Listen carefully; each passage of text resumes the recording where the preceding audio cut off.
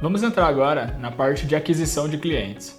Eu sei, essa é uma das partes que os empreendedores mais querem saber. Todo mundo julga que o problema da sua startup, do seu negócio, é a falta de crescimento, né? A falta de vender mais. Que isso vai resolver todos os dilemas.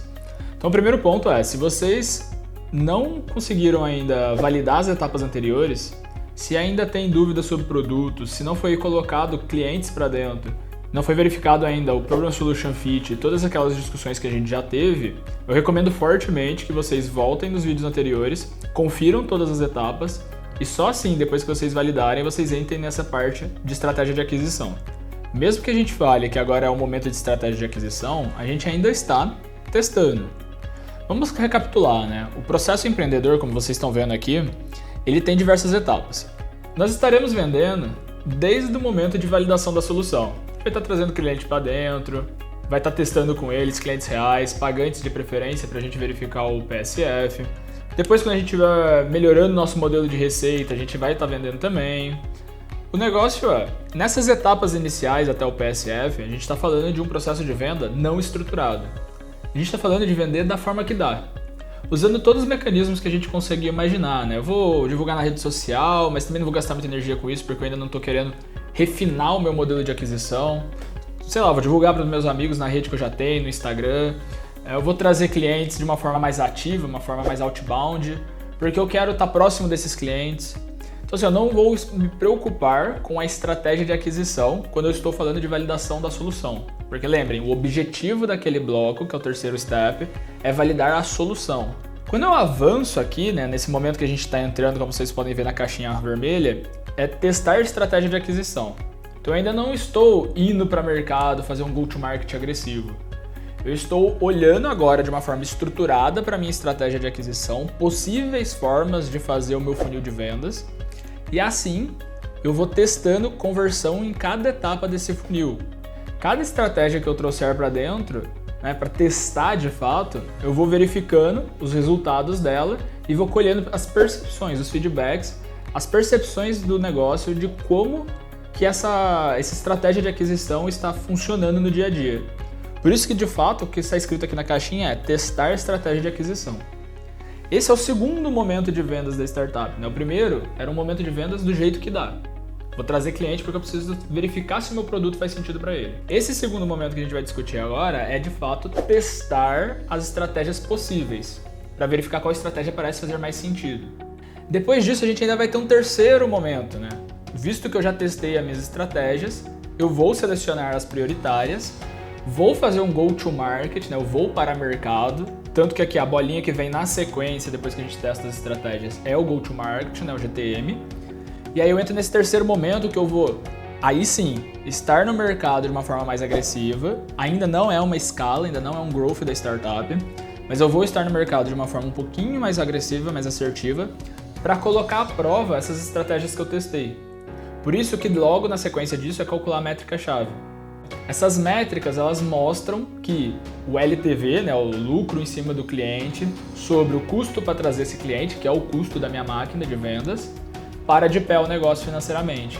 Então esse momento do go-to-market para frente, eu vou colocar de fato um fôlego maior no mercado para trazer e comprovar métricas. Antes disso no teste, eu só estou verificando quais são as possíveis estratégias de conversão, igual a gente fez lá no começo com segmentação de mercado. Eu vou levantar possíveis estratégias, vou testar várias delas, priorizar várias delas e escolher alguma para ir para o go-to-market. E aí sim, depois que eu tenho o PMF, né? Aí eu posso estruturar minha máquina de vendas e fazer o growth da minha startup. Por isso que a gente separa essas etapas, né? Agora sim, é o momento da gente discutir aquisição, mas a gente já vai estar adquirindo antes e depois disso aqui a gente vai estar colocando a estratégia que a gente priorizou de aquisição para poder fazer o go-to-market. E quando a gente provar a PMF, a gente vai continuar adquirindo, só que agora com uma estratégia comprovada, validada, com o PMF confirmado, para eu poder fazer o growth da minha startup. É super importante a gente ter essa consciência, né, dessas etapas de marketing, vendas e tudo mais. Porque a gente acha que a startup é só vender, só crescer, só escalar. Faz parte, né? É um modelo de negócio escalável por definição. Mas se a gente está falando de um negócio que a gente está começando a desenvolver uma coisa nova para o mercado, a gente precisa ter consciência das etapas de validação. Lembra, foco a todo momento, sempre. E eu vou ser sempre a pessoa chata que vai estar aqui batendo nisso em vocês. Então, foco o que a gente precisa validar em cada um dos momentos. E agora sim, a gente precisa validar a nossa estratégia de aquisição. Vamos descobrir então qual é a estratégia mais importante. Para fazer isso, a gente precisa antes saber como é que o nosso cliente se comporta, né? A gente vai escolher a estratégia mais adequada a princípio, mesmo que a gente vá testar ela ainda. A gente vai priorizar com base no que o cliente está acostumado a fazer, com quem é essa pessoa. Se a gente está falando de um perfil mais B2C, né, um público mais pulverizado, provavelmente eu vou usar estratégias mais inbound, né, mais de atração. Se eu estou falando de um público com ticket maior, uma grande empresa, provavelmente eu vou usar uma estratégia mais de outbound, né? Vou fazer uma prospecção ativa, vou conversar, vou ter um tempo de venda maior, né?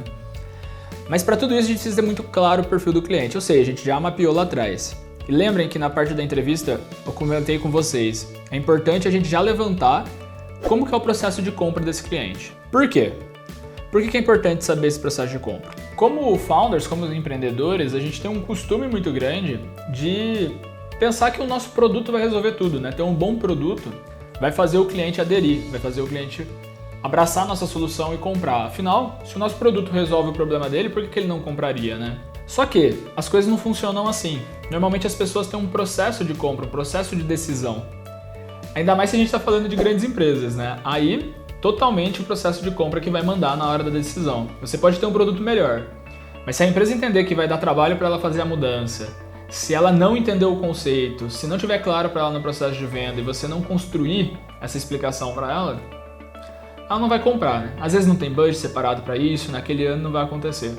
Então a gente precisa entender com profundidade como é que é o processo de compra do nosso cliente. O que contém nesse processo de compra a gente precisa levantar? A gente precisa identificar como os clientes determinam que tem essa necessidade, né, que tem uma necessidade, que tem uma oportunidade, que eles precisam sair da solução atual deles. Como que eles descobrem novos produtos, como é que é esse processo de busca deles por novas soluções.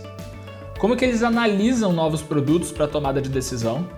Se tem uma pessoa interna, se tem um time separado só para fazer esse tipo de coisa, se é o time específico que vai usar a solução, ou se o decisor é de fato a pessoa que vai pagar no final do dia a solução. Isso, inclusive, faz sentido para o B2C também, pessoal, né? A gente pode estar falando, por exemplo, de uma diferença entre o usuário e o cliente. Produz, por exemplo, para crianças, as crianças são as usuárias, mas o cliente são os pais. Como que eles pagam por esse novo produto? Tem um processo também padrão para isso? Eles costumam pagar à vista, costumam pagar parcelado? Tem um prazo para isso acontecer? Isso pode impactar o nosso fluxo de caixa. E por fim, como que eles instalam e começam a usar esse produto, né? Se for um produto de alta complexidade, provavelmente ainda fará parte do processo de aquisição todo aquele processo após a venda, onde você vai explicar para o cliente como é que usa, vai treinar a equipe dele para usar. E lembrem, o processo de compra é um processo. Particularmente, eu gosto do processo porque ele dá uma visão linear de como a coisa acontece. E a gente pode usar o mesmo framework de processo que a gente já tinha olhado antes, né? Colocando as etapas em sequência, desde a descoberta de uma nova solução, na verdade, desde a percepção do cliente que ele precisa de uma nova solução, até a busca, todo o processo de compra dele. Se a gente consegue mapear isso e ter muito claro como é que funciona esse processo de compra, todas as etapas, os gargalos que tem, o tempo entre as etapas do processo, isso vai ficar muito mais claro para a gente de como trabalhar com esse cliente, inclusive de como ajudar ele a comprar o nosso produto. Isso é fundamental. Na dúvida, se vocês não tiverem ainda informações sobre o processo de compra do cliente, não tiverem conseguido aprofundar nisso na etapa de entrevista lá atrás, né, quando a gente estava descobrindo as dores e as necessidades, retomem agora o contato com alguns dos clientes ou das pessoas entrevistadas e tentem mapear isso. Tente mapear isso usando aquele último bloco do nosso roteiro de entrevista de referência, né? Eu até coloco aqui no slide para vocês verem quais são as questões que faz sentido a gente levantar, né? O que faz sentido a gente descobrir e conversar com o cliente como base, né? Como referência. Mas lembrem, o que vocês querem é mapear o processo. O importante é vocês conseguirem essa informação. Combinado? Isso aqui é a base para a gente começar a adquirir clientes. A gente precisa primeiro entender como que o cliente toma a decisão de compra. E aí a gente entra com essa informação, com a informação do perfil do cliente, com tudo que a gente já tem, já trabalhou com ele, a gente já conhece, a gente já está vendendo. E aí sim a gente vai ter as informações necessárias para avançar para a construção dessa nossa máquina de vendas.